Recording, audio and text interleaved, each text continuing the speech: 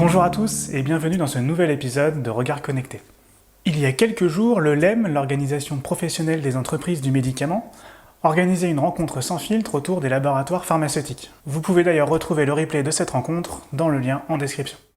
Le LEM m'a invité à assister à cet échange et m'a donné accès à ses experts pour réaliser cet épisode. En toute transparence et indépendance, le LEM n'a pas fourni d'éléments de langage et n'a pas eu le droit de regard sur le contenu de cette vidéo. Avec les intervenants présents, nous avons pris le temps de parler technologie, vaccins, recherche clinique, en prenant un petit peu de hauteur. Premier sujet, l'ARN messager. D'où vient cette technologie de vaccin et disposons-nous du recul suffisant pour mettre les vaccins Covid à disposition du grand public ? L'ARN messager est d'abord quelque chose qu'on connaît bien sur le plan physiologique depuis longtemps. La découverte de l'ARN messager, il faut se le rappeler, c'est l'Institut Pasteur, c'est il y a fort longtemps. Et c'est quoi? C'est le message émis par la cellule qui permet de ensuite coder pour des protéines qui vont être mises en place dans le corps humain. Donc cette technologie, d'abord c'est physiologiquement encore une fois très connu. La technologie en question, elle est utilisée et testée sur des approches de traitement ou de vaccins depuis maintenant une dizaine d'années, fruit de travaux de recherche fondamentale, d'équipes de recherche publiques qui sont ensuite allées s'installer qui ont créé leur laboratoire et qui se sont mis à tester pour voir si ça pouvait être des réponses à des traitements, et notamment qui avaient fait un certain nombre de tests avec l'ARN messager dans le domaine de la cancérologie et qui continue d'ailleurs à le faire.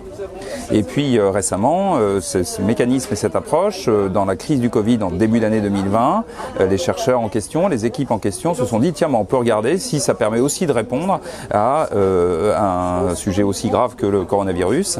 Et donc ont testé sur le Covid pour regarder si la réponse immunitaire était effectivement adaptée au travers des ARN messagers qui ont été destinés pour déclencher des réponses immunitaires contre la Covid.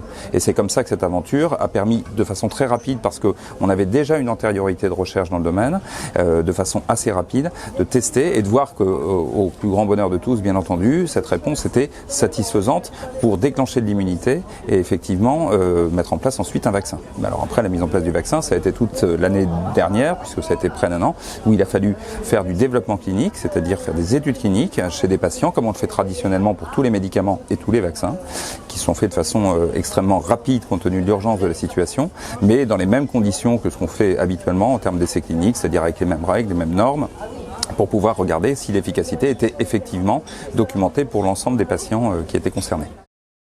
On parle beaucoup du potentiel de l'ARN messager pour s'attaquer au cancer, mais aussi dans des approches contre le VIH. Où en est-on vraiment ?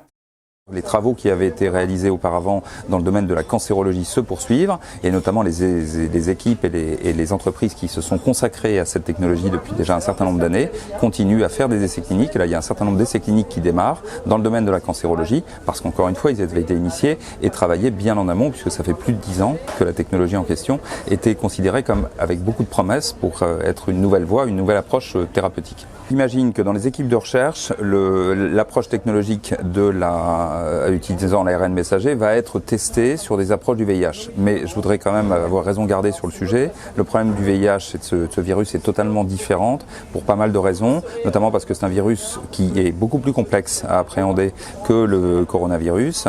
Deuxièmement, parce que le virus VIH a beaucoup plus de mutations qui sont très différentes de celles qu'on connaît pour la Covid, et donc pas du tout évident que l'ARN messager soit une réponse vaccinale possible pour le VIH, mais je ne doute pas que des équipes de recherche dans le monde sont en train de le tester. Dans tous les secteurs industriels, la pandémie de Covid-19 a eu des impacts sur la façon de collaborer entre les différents acteurs.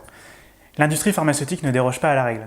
Une nouvelle organisation qui permet d'accélérer la recherche et les essais cliniques et d'aller plus vite vers la mise sur le marché du médicament. Je pense que ça accélère un phénomène de collaboration public-privé, start-up, gros laboratoire. C'est quelque chose qui était clairement existant. Je pense que ça a davantage mis en lumière de l'importance de tous travailler ensemble dans un même objectif. On a tous une complémentarité à apporter. Et j'espère vraiment que cette crise aura mis ça en lumière pour pouvoir travailler encore plus en confiance dans les années à venir. Les laboratoires se sont associés entre eux, se sont appris des choses mutuellement, et ça c'est absolument essentiel. Elle nous aura appris aussi à entremêler les différentes phases qui avant étaient très séquencées, l'une derrière l'autre. Au fond, quand il y a une situation d'urgence, on peut tout à fait lancer une chaîne de fabrication alors qu'on n'a pas encore tout à fait fini les essais cliniques. On peut même se faire se chevaucher plusieurs phases d'essais cliniques entre elles. Et puis enfin, eh bien, elle aura accéléré le développement de l'utilisation de l'intelligence artificielle durant toute cette chaîne. On sait très bien, depuis déjà plusieurs années, utiliser l'intelligence artificielle pour modéliser à la place des tests précliniques, ce qui permet d'ailleurs d'éviter d'utiliser des animaux. C'est un vrai combat, c'est une vraie préoccupation. Aujourd'hui, dans les processus de recherche et développement, on sait faire par l'intelligence artificielle des modèles qui peuvent représenter, qui peuvent ressembler à ce qu'on obtiendrait en expérimentation animale directe. Et demain, on sera capable de se passer de ces phases-là. Vous voyez, on gagnera de l'argent, on gagnera du temps, et puis on gagnera en même temps de la souffrance animale. Une autre problématique très contemporaine qui est devant nous, c'est celle des thérapies géniques, par exemple. On va arriver avec des thérapies géniques. Là, cette année, ça a commencé, mais vous verrez les plus grandes thérapies géniques, je pense à celles qui vont guérir l'hémophilie sévère, eh bien, arriver dès l'année prochaine ou dans 2 ans. Ces thérapies géniques, c'est absolument formidable parce que en une seule injection, on va pouvoir proposer la guérison aux patients qui sont atteints de maladies extrêmement graves et chroniques et très pénibles. Mais le problème, c'est qu'au moment où vous arrivez à l'évaluation de ces médicaments, ce sont des médicaments qui sont supposés guérir, c'est-à-dire d'apporter une amélioration qu'on ne pourra vérifier que dans 30 ans, sur la base d'essais cliniques qui auront duré 1 an ou 2. Donc voyez un peu la difficulté dans laquelle vont se retrouver les systèmes d'évaluation aujourd'hui. Elles vont juger d'une promesse de guérison sur la base d'essais cliniques qui n'auront pu durer qu'1 an ou 2. Donc on a une performance qui est contingente d'un haut niveau d'incertitude.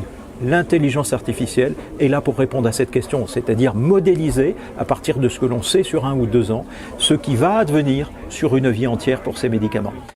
L'intelligence artificielle, on y arrive. La promesse est belle et nul doute que les patients qui ont besoin de ce type de traitement seraient ravis de les avoir un petit peu plus vite.